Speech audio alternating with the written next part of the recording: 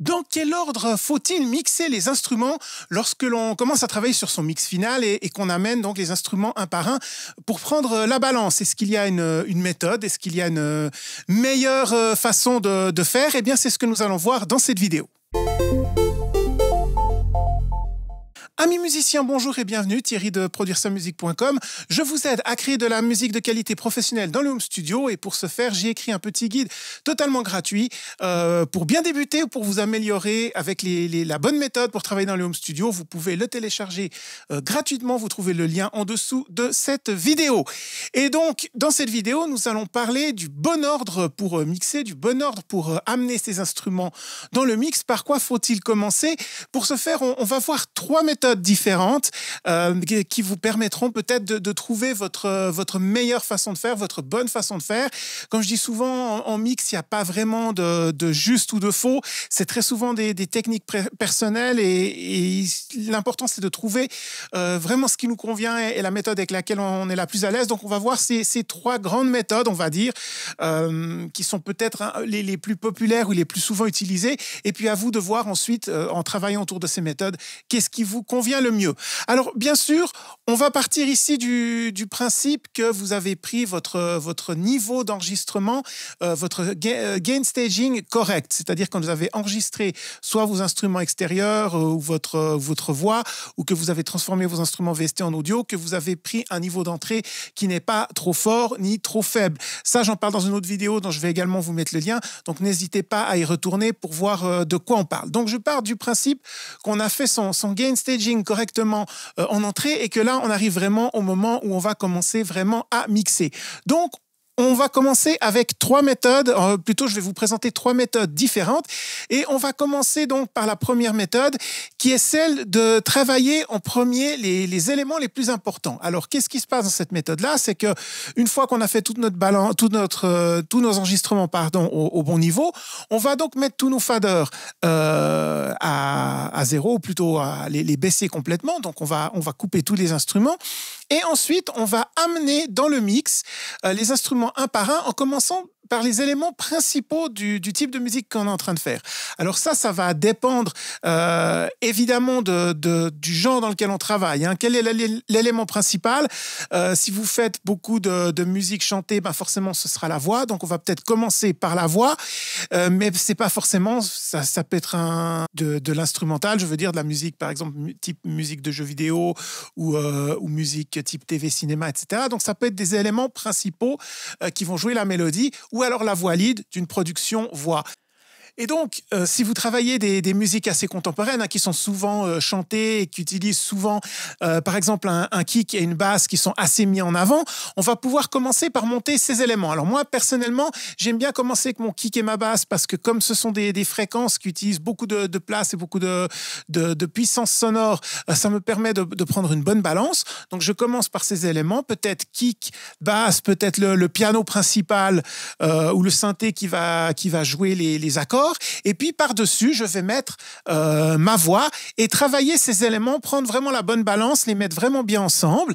Et ensuite, donc petit à petit, on va rajouter les autres éléments, ce qu'on peut appeler décoratifs, ou les arpégios autour, les petits fill-in, toutes ces choses-là qu'on va rajouter, les percussions qu'on va construire donc tout autour de nos éléments principaux. Donc on a ces 3-4 éléments qu'on va travailler en premier et ensuite on va rajouter, remonter les volumes de ces autres éléments et travailler l'équalisation, la compression, un par un, en amenant à chaque fois ces éléments.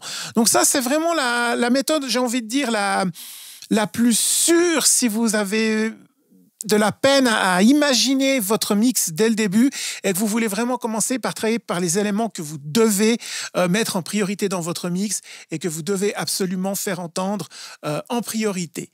La deuxième méthode, c'est une méthode qui reprend le même principe, c'est-à-dire qu'on va d'abord baisser tous nos volumes et ensuite monter les éléments un par un. Mais dans cette méthode-là, que je pratique surtout d'ailleurs pour les voix, je vais commencer par mixer vraiment tout l'instrument instrumental. C'est-à-dire que je vais composer, si vous voulez, mon tableau sonore avec tous les instruments qui accompagnent. Donc, en commençant là aussi très souvent par le kick et la basse, parce qu'encore une fois, c'est eux qui remplissent qui ont le plus de puissance au niveau avec ces basses et vraiment qui vont utiliser le volume sonore de façon importante. Et ensuite, donc, les éléments d'accompagnement principaux qui peuvent être le piano ou la guitare. Mais au lieu d'amener directement ma voix après ça, ce que je vais faire, c'est que je vais vraiment tout mettre en place. Donc, effectivement, tous les éléments, ce que j'appelle décoratifs autour, donc vraiment tous les petits effets, toutes les percussions, toutes ces choses-là. Là, je vais tout mettre en place et seulement à la fin, je vais monter ma voix. Ce qui est nécessaire de faire quand on utilise cette méthode, c'est d'avoir vraiment en tête déjà une image précise de ce qu'on veut faire parce que c'est important de laisser dès le début la place pour la voix principale. Donc, c'est clair que si on cherche trop, par exemple, le centre de l'image stéréo, là où va en principe venir la voix, eh bien, après, ce sera plus difficile de la mixer dedans. Donc, ça demande vraiment de savoir dès le début ce qu'on veut faire, quels éléments on a envie de mettre en avant, de façon à construire tout en laissant cette place finale pour intégrer la voix. L'avantage de cette méthode, c'est que ça permet vraiment d'avoir une très, très bonne image de notre accompagnement, donc de l'ensemble des instruments avant de commencer à intégrer notre voix. Je pense qu'il n'y a pas, entre la première méthode et cette méthode-là, il n'y en a pas une qui est meilleure que l'autre, mais c'est vraiment une question d'habitude personnelle ou de la façon dont on aime travailler. Moi, personnellement, j'aime bien, avant de travailler les voix, d'avoir cette image vraiment complète de mon mix et d'arriver avec ma voix à la fin. C'est vraiment une préférence personnelle, mais j'ai un peu de peine souvent au contraire à m'imaginer quand j'ai par exemple juste un ou deux éléments plus la voix par-dessus, ce que ça donne vraiment à la fin. Là, j'ai plus de facilité en construisant mon mix, en laissant la place pour la voix au milieu et en la rajoutant à la fin. Donc ça, si vous voulez, c'est les deux variantes d'une même méthode, qui est la méthode de tout remettre à zéro et ensuite de monter les instruments. Mais dans un cas, on va se concentrer d'abord sur les éléments principaux et amener la voix très rapidement. Et dans l'autre cas, on va d'abord faire tout l'ensemble du mix et amener la voix à la fin.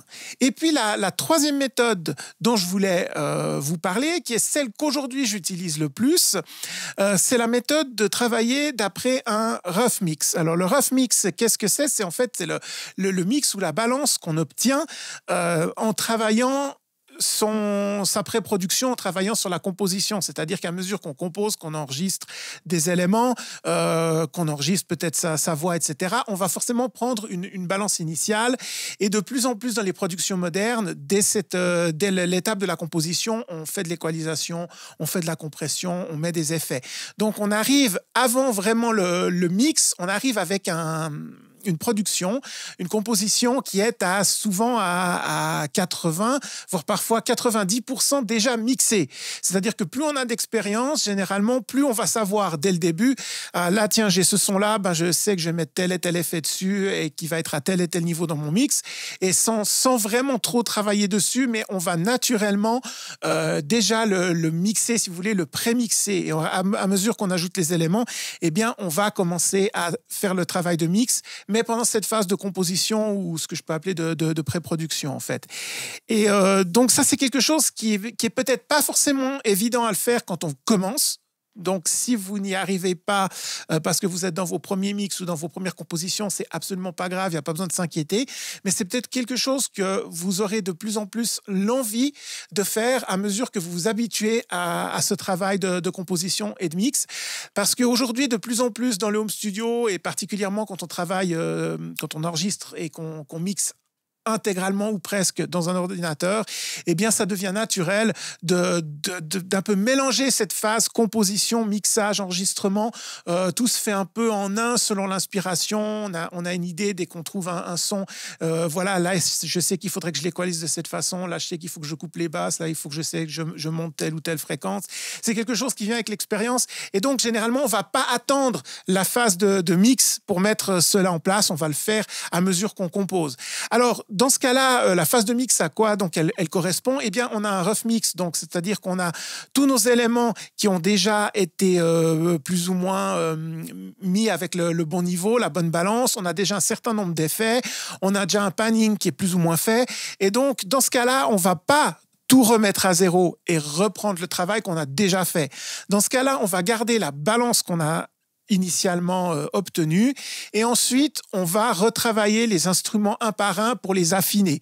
Les choses qu'on n'a peut-être pas fait, qu'on s'est peut-être pas concentré pendant la phase de composition parce qu'on était dans le feu de l'action, on va peut-être se concentrer sur quelques petits détails, des petites fréquences qui gênent ici, on va retoucher la balance d'1 ou 2 dB mais pas plus, juste pour reprendre un peu la balance entre les instruments, on va rajouter quelques effets, mais c'est vraiment de polir en fait notre travail, de rajouter ces 10-20% en plus qu'on avait par rapport à notre phase de pré-production, notre phase de composition. Comme j'ai dit tout à l'heure, on peut arriver facilement à 80% du travail fait. Donc, ce qui va rester, c'est ces 20% supplémentaires où vraiment on va rentrer dans les détails, faire des petites automations, rajouter des équaliseurs ici et là, ou bien travailler sur les groupes, sur les bus. Donc, c'est vraiment cette partie finale. Et donc, dans ce cas-là, les éléments, ils sont déjà en place. Donc, on va pas s'amuser à les réintroduire un par un.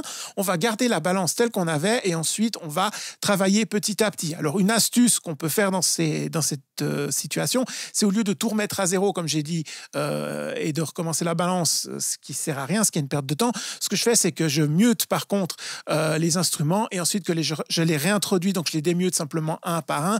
Donc, ça me permet de vérifier de cette façon s'ils ont la bonne balance et si j'ai bien fait tous mes effets que je voulais dessus, donc de les contrôler un par un, je les réintroduis comme ça dans le mix un par un, mais sans m'amuser à reprendre la balance à zéro. Encore une fois, sans partant du principe que vous avez fait juste au niveau de la composition votre gain staging et que votre niveau ne tape pas dans le rouge en sortie en master.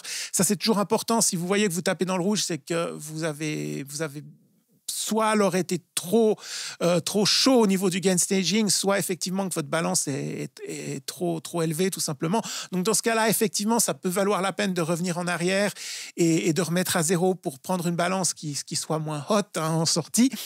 Mais vous allez voir qu'avec l'expérience, ça c'est quelque chose qui vient, c'est-à-dire que même en phase de composition, vous n'allez plus dépasser 0 dB une fois que vous aurez pris l'habitude de prendre les bonnes balances. Alors voilà, donc ces 3 méthodes pour résumer. La première méthode, c'est de tout remettre à zéro et de commencer en réintroduisant les éléments principaux et d'aller des éléments principaux en décroissance vers les éléments secondaires. La deuxième méthode, c'est de construire, si vous voulez, tout l'instrumental et d'ajouter à la fin la voix.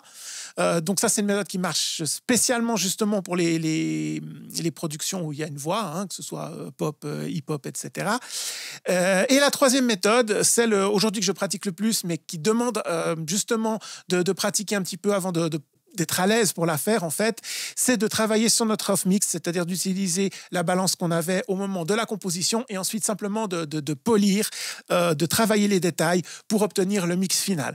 Sachant qu'avec ces 3 méthodes, de toute façon, il va rester après l'étape du mastering, qui est une étape que moi, je fais toujours à part et qu'en principe, on devrait toujours faire à part parce qu'il faut attaquer avec une idée et un état d'esprit différent.